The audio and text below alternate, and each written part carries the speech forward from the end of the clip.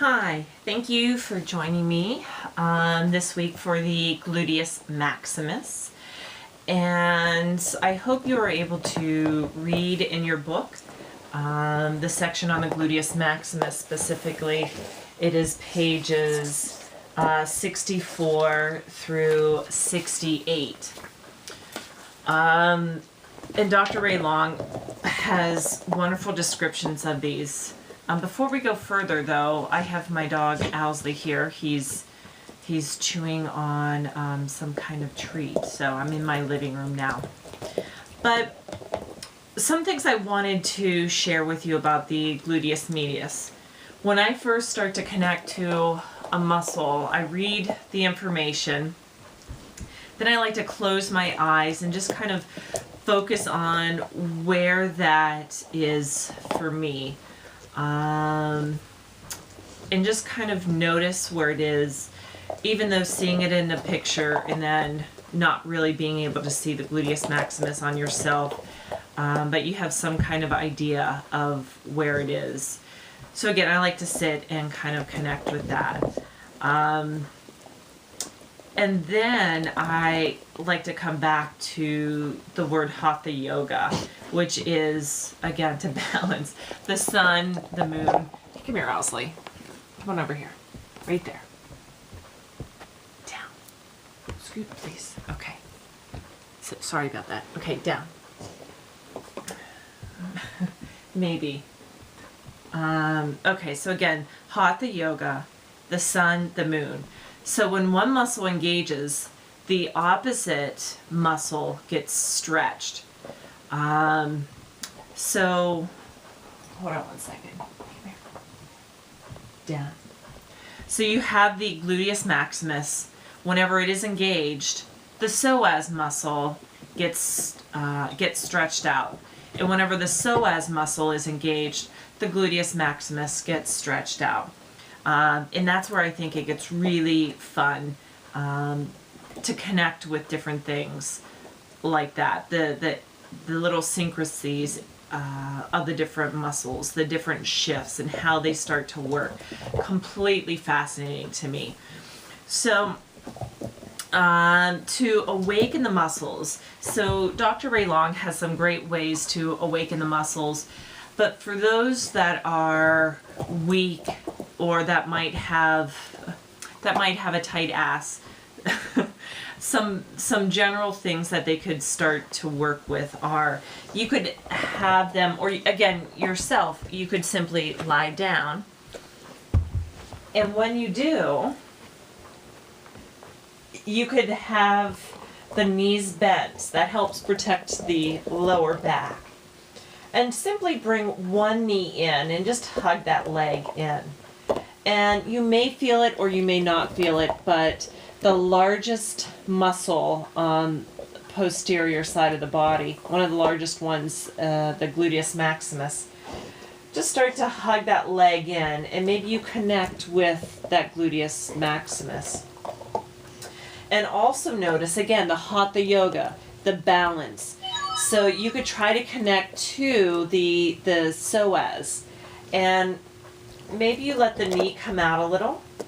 When that happens, the gluteus maximus starts to engage. So it brings the leg away. So then, if you think of contracting the iliopsoas, so the spine is fixed, so it's the femur that's going to move. That brings the leg in, and you could help guide it in by using the arms. Again, the gluteus maximus gets stretched out. Now, doing that on both sides, so just take a moment and connecting to the iliopsoas on the left side.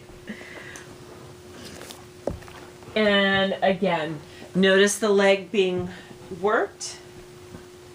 The iliopsoas being worked by drawing the leg in. Just gently hug it in. And the left gluteus maximus getting engaged. And then when you're ready, go ahead, place that foot down.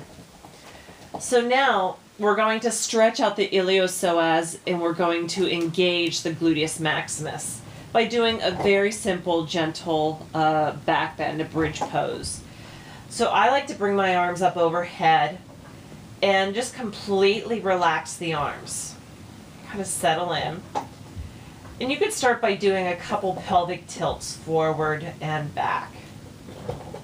And Owsley's working very hard on his little tree.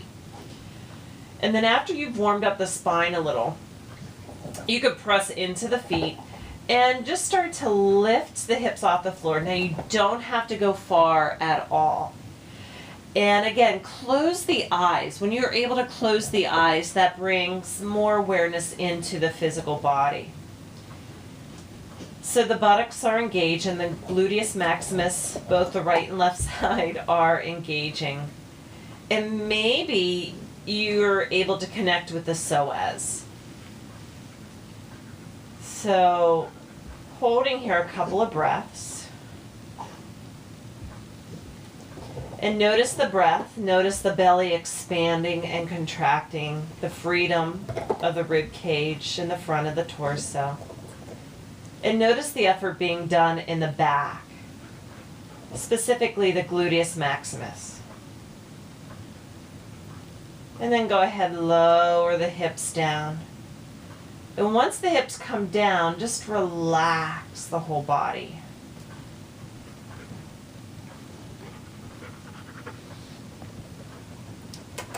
Come here, Owsley. And notice how the hips, the gluteus maximus is able to relax. And once again, you can bring those knees in. I think it's playtime right now. All right, Owsley. So, and I like to take that standing up. So, hold on one moment. He's getting excited.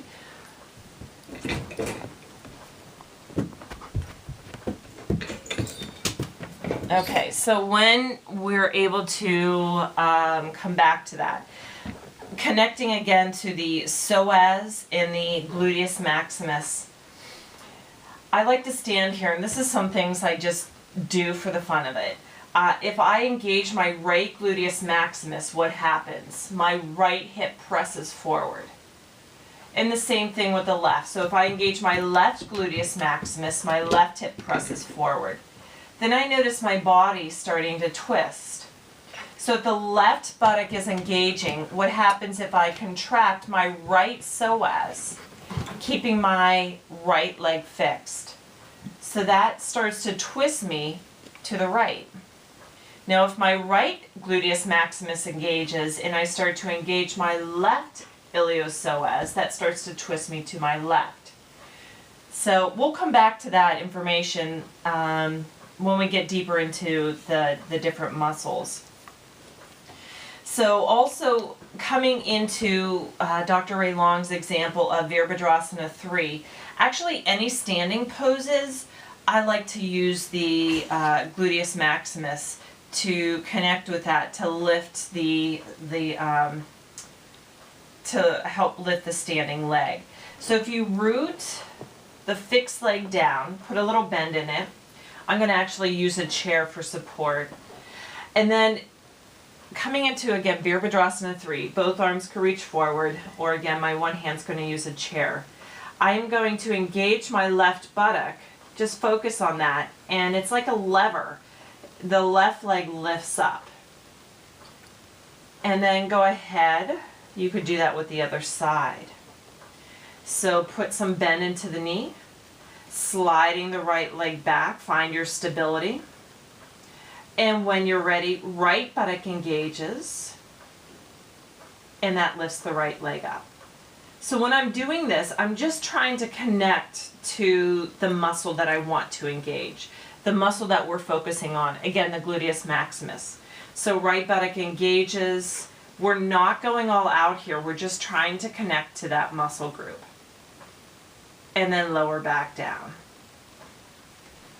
So go ahead and practice that, those different things on your own throughout the week.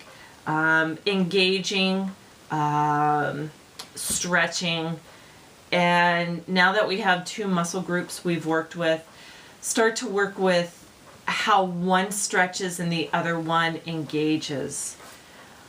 So to help with injuries, because I know this was some of your, especially Jamie, your what you wanted to focus on, basically go slow. When you have an injury, it's mainly going to be with the psoas. It could be strained. There's less likelihood of a strain in the buttocks, in the gluteus maximus. So basically, go slow. Be mindful. Notice the shifts. Begin by strengthening the muscles first. Basically, you don't want to, if you've never run a race before, you're not going to enter into a marathon. You need to train, you need to develop, and eventually you'll be able to connect and use the muscles correctly to get deeper into the poses. But awareness, honestly, is the first way and the best way to start to bring strength and flexibility into these muscle groups that we're working through week by week. So again, you first learn how to walk before you enter the marathon. And I think that's it for this week.